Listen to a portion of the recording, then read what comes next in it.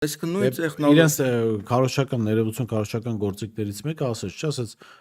Գերմանիան պիտի գար տարածաշրջան ու անկախ Հայաստանի զորքերը գերմանական զորքերի հետ պիտի գերմանացիան Բուլղարիայից մենք այստեղից հուպ տանք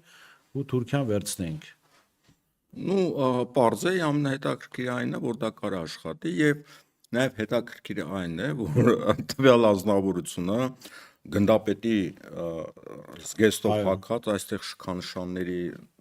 նշաններն են կախած եւ հարցը առաջանում այդ ինչ պատերազմում է ինքը հաղթել, այդ ինչ զորահրամանատար է, որը ստրատեգ է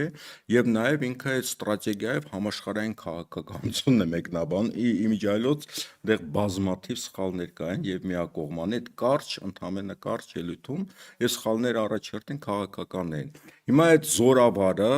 նստել է բացատրում է թե ինչպես վերաշարադրել պատմությունը այն ժամանակ երբ որ ինքը պատերազմի ժամանակ վերաշարադրում էր իրականությունը եւ հայ ժողովրդին կեղծիքի մեջ ասենք լավ գոնե ուրիշ մարդու բերեին խսեմ ստերը կամ կեղծիքները բացահայտելու համար